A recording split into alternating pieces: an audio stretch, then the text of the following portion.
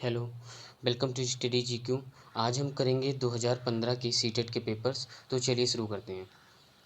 पहला क्वेश्चन है आपका, scanning is a reading activity which helps the learners to dash of the text. देखिए, scanning होता क्या है? स्कैनिंग होता है कि जब आप कोई भी इंफॉर्मेशन उससे निकालना चाहते हो, ठीक है। एक होता है स्कीमिंग। स्कीमिंग क्या होता है? वो स्पीड के लिए होता है, जब आप स्पीड से पढ़ रहे होते हैं, ठीक है, उसे बोलते हैं स्कीमिंग। ठीक है, यहाँ पे स्कीमिंग की बात नहीं, यहाँ पे स्कैनिंग की बात की है, ठीक है। तो यहाँ पे जब आप इंफॉर्मेशंस को इकट्ठा कर रहे होते हैं तब आप स्कैनिंग का यूज करेंगे, ठीक है। तो क्या सही आंसर हो जाएगा? ड्रा आउट इंफॉर्मेशन, ठीक है, ड्रा आउट इंफॉर्मेशन, ठीक है। दूसरा question, constructivist approach to language learning promotes, ठीक है। तो क्या होगा? अब पहला ऑप्शन है child centred approach, classroom noise. तो क्लासरूम नॉइज तो बिल्कुल गलत ही होगा, आपको पता है, ये गलत हो गया। कल्चर ऑफ साइलेंस नहीं, ठीक है। कंस्ट्रक्टिव अप्रोच के लिए क्या क्या चीज़, किस चीज़ को प्रमोट करेंगे आप? टीचर सेंटर्ड अप्रोच नहीं, बिल्कुल नहीं, ठीक है। क्या अप्रोच करेंगे आप? Child centred approach. देखिए, चाइल्ड सेंटर पहले समझ लीजिए कि स्टूडेंट जो होता है, ठीक है, उसके अप्रोच क्या है और टीचर की क्या है। स्टूडेंट में क्या हो जाएगा आप बताइए। देखिए, स्टूडेंट में होगा आपका, जैसे बच्चे क्या करेंगे? डिस्कशन करेंगे, ठीक है, डिस्कशन करेंगे, ठीक है, प्रॉब्लम सॉल्व करेंगे, ठीक है, प्रॉब्लम सॉल्विंग होंगे, या गेम्स वगैरह में ध्यान देंगे, ठीक है। तो ऐसी चीज़ें किस में होगी? स्टूडेंट में, ठीक है। ये स्टूडेंट अप्रोच है, ठीक है। अब टीचर में क्या हो जाएगा? टीचर में देखिए, वो टीचर जो है, अब जैसे उसे पढ़ाने आना तो पहले प्रेजेंटेशन रखेगा वो, ठीक है, प्रेजेंटेशन, ठीक है, प्रेजेंटेशन रखिएगा, ड्रिल, ड्रिल एंड प्रैक्टिस, ये सब चीज़ें, ठीक है, ड्रिल एंड प्रैक्टिस, ट्यूटोरियल्स, ठीक है, आपको पढ़ाने पे ध्यान देगा, ठीक है। तो यहाँ पे सही आंसर हो जाएगा चाइल्ड सेंटर्ड अप्रोच, ठीक है। फोनीम इज अ, देखिए, ये मैंने आपको पुराने वीडियोज में भी बताए हुए हैं, आप प्रीवियस ईयर पेपर में जाके देख सकते हैं इसमें, ठीक है। फोनीम क्या है? सिंगल साउंड यूनिट, ठीक है। क्या हो जाएगा? सिंगल साउंड यूनिट, ठीक है। तो अब इसमें एक ऑप्शन है लेक्सिकल आइटम। क्या होता है लेक्सिकल आइटम? देखिए, जब भी कोई एक सिंगल वर्ड हो, जैसे मान लीजिए कैट है, ठीक है, और कोई कोई भी वर्ड जैसे है, ठीक है, डॉग है, कैट है, डॉग है, रोड एक्सीडेंट हो गया, तो देखिए रोड एक्सीडेंट। तो आप ये देखिए कि एक रोड भी एक वर्ड है और एक्सीडेंट भी एक वर्ड है, ठीक है। तो इसे बोलते हैं क्या? Lexical item. जब एक सिंगल वर्ड हो या किसी वर्ड का एक पार्ट हो, जैसे रोड एक्सीडेंट हो गया, ठीक है, या कोई वर्ड्स का चेन हो, ठीक है, तो उसे आप बोलेंगे क्या? लेक्सिकल आइटम, ठीक है। कीप अवे फ्रॉम, जैसे आप बोलते हैं, लिखते हैं कीप अवे फ्रॉम, ठीक है। तो अब देखिए, कीप भी एक अलग वर्ड है, अवे भी एक अलग वर्ड है, और फ्रॉम भी एक अलग वर्ड है, ठीक है। तो इसे बोलते हैं लेक्सिकल आइटम। समझ में आ गया? लेक्सिकल आइटम समझ में आ गया आपको? चलिए आगे बढ़ते हैं। कोई भी दिक्कत हो तो आप कमेंट सेक्शन में जरूर बताएं, ठीक है। चलिए, cognitive code approach focuses more on, ठीक है, किस पे क्या नाम है फोकस करेगा? वोकैबुलरी पे, प्रोनाउंसिएशन पे, स्पेलिंग पे, या ग्रामर रूल्स पे, ठीक है। तो जो कॉग्निटिव अप्रोच होता है वो किस पे फोकस करेंगे बताइए? जो कॉग्निटिव अप्रोच होगा वो ग्रामर के रूल्स पे फोकस करेगा, ठीक है। कॉग्निटिव जो रूल कोड होगा वो किस पे फोकस करेगा? ग्रामर के रूल पे, ठीक है, ग्रामर के रूल पे वो फोकस करेगा, ठीक।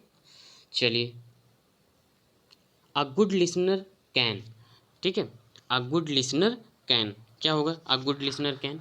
तो देखिए, पहला option, correctly respond to every question asked, recognise how intonation is used, pronounce each and every word correctly, understand how to spell a word, ठीक है। तो अब देखिए, अब जो अच्छा जो सुनने वाला होगा वो एक एक चीज़ को अच्छे से रेस्पॉन्ड करेगा कि नहीं करेगा? करेगा, बिल्कुल। तो ऑप्शन ही आपका ही सही हो जाएगा, ठीक है। वो प्रोनाउंस नहीं करेगा एक एक वर्ड को अच्छे से, ठीक है। वो अच्छे से, जैसे कोई क्वेश्चन टीचर पूछता है उसे वो तुरंत वो उसका जवाब देगा, ठीक है। तो रेस्पॉन्ड वो करेगा, ठीक है। तो गुड लिसनर ऐसे होते हैं, ठीक, correctly respond to every question asked, ठीक है। Next, dash is the father of modern linguistics. क्या होगा? Bloomsfield, Ferdinand de Saussure, Chomsky या चौसर। क्या होगा? तो देखिए, जो इसका आंसर होगा वो होगा क्या? Ferdinand de saucer. ठीक है, तो देखिए ऑप्शन आपका जो हो गया वो बी। ठीक है, फर्डिनेंड ब्लूम्सफील्ड कौन है? ठीक है, देखिए इन ब्लूम्सफील्ड ने जो बताया था, उन्होंने कहा था कि जो लिंग्विस्टिक्स है, ठीक है, लिंग्विस्टिक्स को इन्होंने मतलब बिहेवियरिस्ट से ऐड कर दिया था, बिहेवियरिस्ट से। ठीक है, फादर ऑफ बिहेवियरिज्म कौन है? वाटसन, ध्यान रखिएगा ये भी। ठीक है, तो लिंग्विस्टिक्स को, ठीक है, जो भाषा थी उसे बिहेवियर से इन्होंने ऐड कर दिया था, ये थे ब्लूम्सफील्ड। ठीक है, इन्होंने कहा था language behaviour is based on stimulus response. क्या कहा था इन्होंने? Language behaviour is based on stimulus response, ये कहा था ब्लूमफील्ड ने। ठीक है, चॉम्स्की आप जानते हैं, ठीक है, कि इन्होंने क्या कौन सी चीज़ें दी थी? इन्होंने दिया था जो ग्रामर की, जो लैंग्वेज से रिलेटेड चीज़ें होती थी, उन्होंने चॉम्स्की ने इसको दिया था। ठीक है, ये भी चीज़ें आप याद रखिएगा। ठीक, आगे अब चौसर। चौसर का काम था? चौसर का, जैसे इन्होंने जेफरी चौसर ये एक पोएम लिखते हैं। ठीक है, तो इनका बहुत ही फेमस पोएम है कैंटर, ये आ सकता है कैंटरबरी टेल्स। ठीक है, और चॉम्स्की के बारे में एक चीज़ और बताता हूँ आपको। हाँ, इन्होंने एक चीज़ और दिया था चॉम्स्की ने, transformative generative grammar.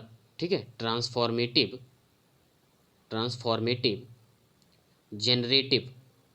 Generative grammar. ठीक है, ग्रामर।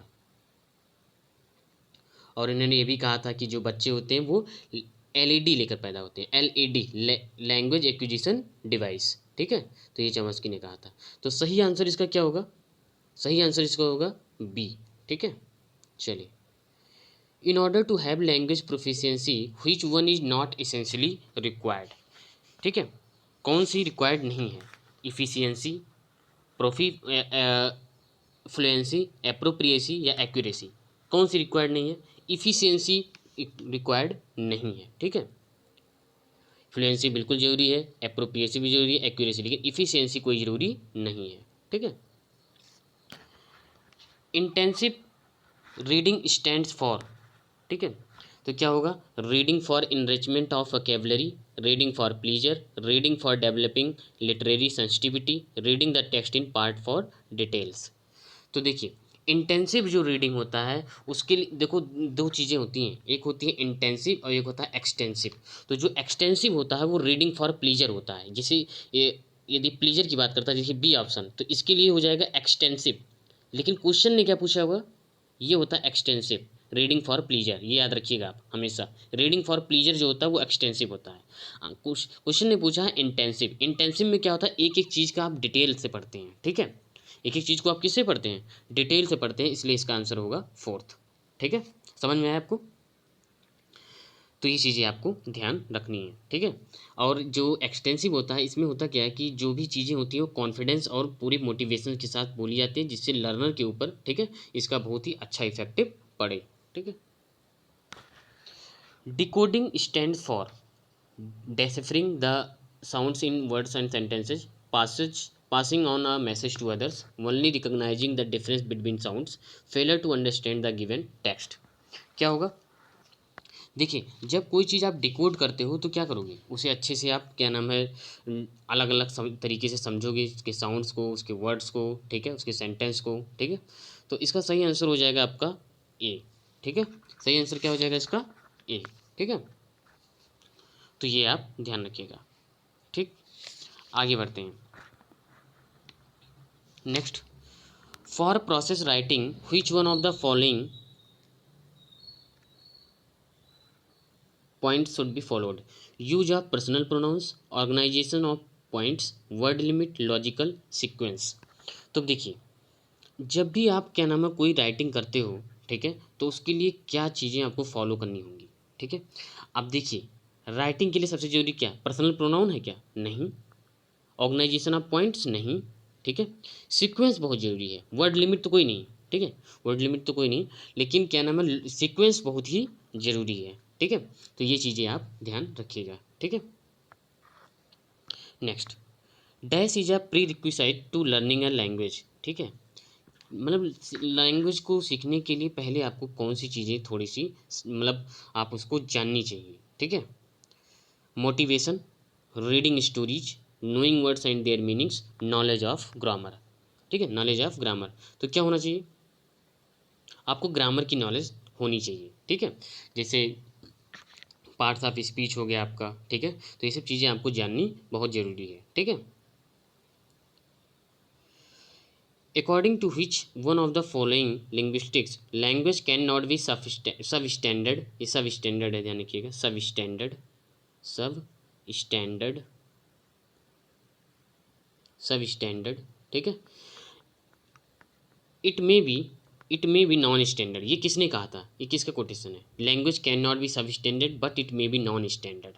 ठीक है, ये कहा था विलियम लेबोव, विलियम लेबोव ने ये चीज़ें कही थी। ठीक है, और मैं आपको बताता हूँ, ये देखिए चॉमस्की के बारे में मैंने आपको बता ही दिया था, इन्होंने लैंग्वेज एक्विजिशन डिवाइस बताया था, इन्होंने जनरेटिव फॉर्मेटिव जनरेटिव ग्रामर भी बताया है, फॉर्मेटिव जनरेटिव ग्रामर के बारे में इन्होंने बताया हुआ है। ठीक है, और चॉमस्की के बारे में और क्या, बस इतनी चीज़ें हैं। ठीक है, तो और इन्होंने एक चीज़ और बताया था, एक चीज़ और बता देता हूँ आपको, चॉमस्की ने इन्होंने कहा था कि जो एडल्ट्स होते हैं उनकी लैंग्वेज को बच्चे जो होते हैं कॉपी करते हैं, तो मतलब imitate the language of adults. ठीक है, द लैंग्वेज ऑफ एडल्ट्स।